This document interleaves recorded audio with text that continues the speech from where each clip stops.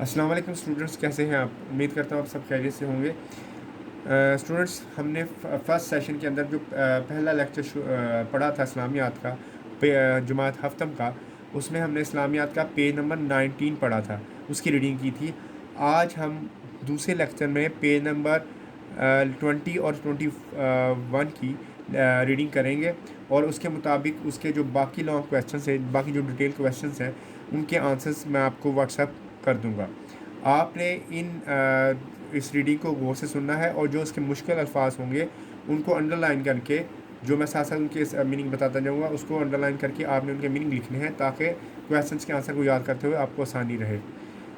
اور دوسرا یہ کہ آپ نے نہ اس کویسچنس کو صرف لکھنا ہے بلکہ یاد بھی اچھی طرح کرنا ہے۔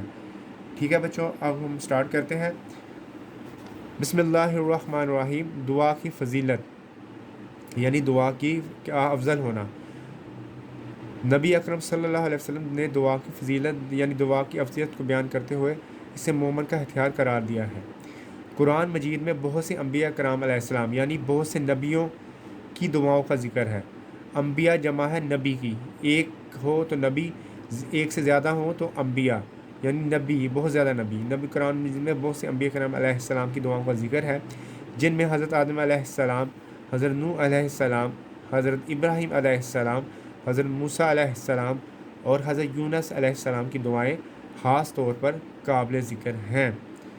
حضور اکرم صلی اللہ علیہ وسلم خود بھی یہ دعا کثرت سے یعنی بہت زیادہ، کثرت سے مراد یعنی کہ بہت زیادہ، حضور اکرم صلی اللہ علیہ وسلم خود بھی یہ دعا بہت زیادہ مانگا کرتے تھے۔ ربنا آتنا فی الدنیا حسنۃ وفی الآخرۃ حسنۃ وقنا عذاب النار۔ سورۃ البقرہ قرآن مجید کے اندر ایک سورت ہے، اس کی ایک آیت کا یہ ترجمہ ہے: اے ہمارے پروردگار، ہم کو دنیا میں بھی نعمت عطا فرما اور آخرت میں بھی نعمت عطا فرما، اور دوزخ کے عذاب سے محفوظ رکھ۔ کوئی دعا اللہ تعالیٰ کی حکمت کے تحت درجہ قبولیت حاصل نہ کرے تو اللہ تعالیٰ قیامت کے روز اس دعا کا بہترین بدلہ عطا فرمائیں گے۔ اس کا مطلب یہ ہے کہ اگر اللہ تعالیٰ آپ کی کسی دعا کو قبول نہیں کرتا تو اللہ تعالیٰ قیامت کے دن اس دعا کا بہترین بدلہ دیں گے، یعنی اس دعا کے قبول نہ کرنے کے بدلے میں اللہ تعالیٰ قیامت کے دن آپ کو اس کا بہترین اجر عطا فرمائیں گے۔ اللہ تعالیٰ سے دعا نہ مانگنا تکبر کے مترادف ہے، یعنی اللہ تعالیٰ سے اگر ہم دعا نہیں مانگتے یہ تو تکبر کی نشانی ہے، یعنی تکبر کے یعنی مغرور ہونے کے برابر ہے، یعنی اپنے آپ پہ فخر کرنے کے برابر ہے۔ تکبر شیطانی صفت ہے، یعنی فخر کرنا شیطان کی صفت ہے، شیطان کی خوبی ہے، جسے اللہ تعالیٰ ناپسند کرتا ہے، یعنی اللہ تعالیٰ کو یہ بات پسند نہیں ہے۔ نبی کریم صلی اللہ علیہ وآلہ وسلم کا ارشاد ہے کہ اللہ تعالیٰ اس شخص سے ناراض ہو جاتا ہے جو اپنی حاجتوں اور ضرورتوں کے وقت اسے دعا نہیں کرتا، یعنی نبی کریم صلی اللہ علیہ وسلم فرماتے ہیں کہ اللہ تعالیٰ اس شخص سے ناراض ہوتا ہے جب وہ اپنی ضرورتوں اور اپنی حاجتوں، یا اس کو ضرورت ہے، جو اس کو چاہیے، جو اس کی دعائیں ہیں، جو اس کو چاہیے، اس کے وقت اس کو اللہ تعالیٰ سے دعا نہیں مانگتا تو اللہ تعالیٰ اس شخص سے ناراض ہو جاتا ہے، یعنی اپنی دعاؤں کے لیے اللہ تعالیٰ سے مانگنے سے اور اپنی ضرورتوں کو اللہ تعالیٰ سے مانگنے کے لیے اللہ تعالیٰ خوش ہوتا ہے، لیکن جو نہیں مانگتا اللہ اس سے ناراض ہوتا ہے۔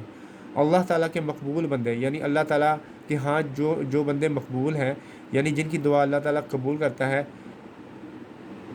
اور پیغمبر دکھ، تکلیف، مصیبت اور آزمائش کے وقت اپنے رب کے حضور اپنی حاجات پیش کرتے رہے، یعنی اللہ تعالیٰ کے جو مقبول بندے ہیں، یعنی اللہ تعالیٰ کے ہاں جن کی دعا قبول ہوتی ہے، یا اللہ تعالیٰ جن بندوں کو پسندیدہ جو بندے ہیں، اور پیغمبر جو دکھ اور پیغمبر جو دکھ اور تکلیف میں، مصیبت میں اور آزمائش کے وقت اپنے رب کے حضور یعنی اپنے اللہ تعالیٰ سے اپنے رب کے ہاں اپنی حاجات یعنی اپنی مشکلات کو، اپنی ضرورت کو پیش کرتے رہے ہیں۔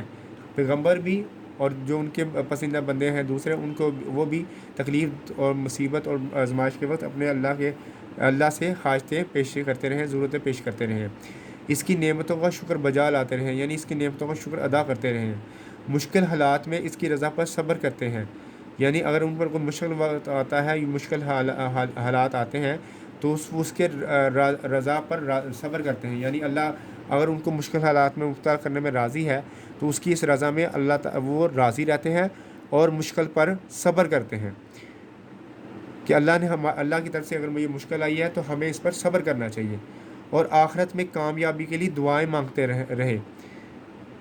اور آخرت میں یعنی آخرت کیا ہے کہ جب ہم نے مرنے کے بعد جب اللہ تعالیٰ نے ایک نئی زندگی ملے گی، وہ آخرت ہے. تو آخرت میں جب کامیابی کے لیے اللہ سے دعا مانگتے رہے. کون؟ اللہ کے مقبول بندے اور ان کے پیغمبر وغیرہ. اور اس کی نعمتوں کا شکر ادا کرتے رہے اور مشکلات میں ان کی رضا پر یعنی اللہ کے راضی رہنے پر صبر کیا اور آخرت میں کامیابی کے لیے دعا مانگتے رہے. اب دعا کے آداب کیا ہیں؟ آداب دعا یعنی دعا مانگتے ہوئے ہمیں کن چیزوں کا خیال رکھنا چاہیے؟ سب سے پہلے اللہ تعالیٰ کی بارگاہ میں دعا مانگنے کے کچھ آداب درج ذیل ہیں. درج ذیل ہے درج کیے گئے ہیں یعنی نیچے لکھے ہوئے ہیں. سیل یعنی کہ نیچے، یعنی نیچے درج ہیں، نیچے لکھے ہوئے ہیں، جن کا نیچے ذکر ہے. اللہ تعالیٰ کی بارگاہ میں یعنی اللہ تعالیٰ کے ہاں دعا مانگنے کے لیے، اللہ تعالیٰ سے دعا مانگنے کے لیے کچھ آداب ہیں جو درج ذیل ہیں، جو نیچے لکھے گئے ہیں، نیچے درج ہیں. سب سے پہلے کیا ہے؟ نمبر 1، بہتر ہے کہ دعا باوضو ہو کر مانگی جائے. ویسے بھی دعا مانگی جا سکتی ہے لیکن بہتر یہ ہے کہ آپ وضو یعنی وضو کر کے دعا کو مانگیں. نمبر 2، دعا قبلہ رخ ہو کر مانگنی چاہیے، یعنی قبلہ کے رخ یعنی قبلہ کی سمت میں، یعنی جس طرف ہم منہ کر کے نماز پڑھتے ہیں اس طرف منہ کر کے اللہ سے دعا کرنی چاہیے. دعا کے وقت ہتھیلیوں کا رخ چہرے کی جانب ہو، یعنی جب دعا کریں تو ہاتھ اٹھا کر کرنے چاہیے اور ہتھیلیاں سامنے کی طرف یعنی اپنے چہرے کی طرف ہونی چاہیے. اور دعا کے بعد چہرے پر ہاتھ پھیر لیے جائیں اور دعا کرنے کے بعد چہرے پر ہاتھ پھیر لیے جائیں. دعا میں نمبر 4، دعا میں سب سے پہلے اللہ تعالیٰ کی خوب حمد و ثنا بیان کی جائے، یعنی دعا میں سب سے پہلے اللہ تعالیٰ کی خوب تعریف کرنی چاہیے. یعنی اگر اللہ تعالیٰ کی تعریف کرنی ہے تو اس میں سب سے اللہ تعالیٰ کی تعریف کے لیے بہتری یہ ہے کہ ہم دعا مانگنے سے پہلے الحمدللہ پڑھ لیں. الحمدللہ کے اندر یعنی سورۃ فاتحہ کے اندر اللہ تعالیٰ کی حمد و ثنا بیان کی جاتی ہے. دعا میں سب سے پہلے اللہ تعالیٰ کی خوب حمد و ثنا بیان کی جائے، یعنی اللہ تعالیٰ کی تعریف کی جائے. پھر نبی اکرم صلی اللہ علیہ وسلم پر درود شریف پڑھا جائے. چھوٹا درود بھی پڑھ سکتے ہیں، درود ابراہیمی پڑھ سکتے ہیں. اس کے بعد اپنے لیے دعا مانگی جائے. دعا میں سب سے پہلے اللہ تعالیٰ کی حمد و ثنا بیان کی جائے یعنی اس کی تعریف کی جائے. پھر نبی کریم صلی اللہ علیہ وسلم درود شریف پڑھا جائے. اس کے بعد اپنے لیے دعا مانگی جائے، یعنی جو آپ کی حاجت ہے، جو آپ کی ضرورت ہے، جو اللہ تعالیٰ سے مانگنا چاہتے ہیں وہ دعا مانگی جائے. اب پیج نمبر 20 پہ آ جائیں. دعا کرتے وقت نمبر 5، دعا کرتے وقت پورا دھیان اللہ کی طرف رہے، یعنی ہم کس سے مانگ رہے ہیں؟ اللہ تعالیٰ سے مانگ رہے ہیں. اللہ تعالیٰ سے دعا مانگتے وقت مطلب پورا دھیان جب ہم اللہ تعالیٰ سے مانگ رہے ہوں تو یہ دھیان رہے کہ اللہ ہمیں دیکھ رہا ہے اور ہم اللہ سے پوری توجہ کے ساتھ مانگیں. دعا انتہائی عاجزی اور خشوع و خضوع کے ساتھ مانگنی چاہیے، یعنی پوری توجہ کے ساتھ، پوری عاجزی کے ساتھ کہ اللہ میں کچھ بھی نہیں ہوں، جو کچھ ہے تو ہی ہے اور اللہ تو ہی میری دعاؤں کو، ضرورتوں کو، مشکلات کو پورا کرنے والا ہے. دل میں پختہ یقین رکھا جائے، یعنی دل میں پکا یقین رکھا جائے. پختہ سے مراد پکا یقین رکھا جائے.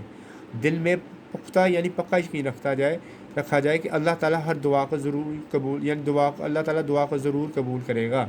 یعنی یہ دل میں یقین ہونا چاہیے دعا مانگتے ہوئے کہ پکا یقین رکھا جانا چاہیے کہ اللہ تعالیٰ ہماری دعا کو ضرور قبول کرے گا. نمبر 8، اگر دعا قبول نہ ہو تو بے صبری کا مظاہرہ نہیں کرنا چاہیے، یعنی بے صبر نہیں ہونا چاہیے بلکہ بار بار دعا کرنی چاہیے. اگر دعا آپ کی قبول نہیں ہوئی تو ایک دفعہ دعا نہیں قبول ہوئی تو دوسری دعا مانگیں، تیسری دعا مانگیں، اللہ تعالیٰ آپ کی دعا کو ضرور قبول کرے گا. اسٹوڈنٹس، یہ ہمارا چیپٹر مکمل ہو گیا ہے. اب ہم اس کے کویسچن نمبر، پہلے تو آپ کو میں نے کروا دیا تھا جو ڈیٹیل کویسچن ہے، لانگ کویسچن ہے اللہ تعالیٰ سے دعا مانگنے کی کیا اہمیت ہے، اور میں نے واٹس ایپ بھی کر دیا تھا آپ کو.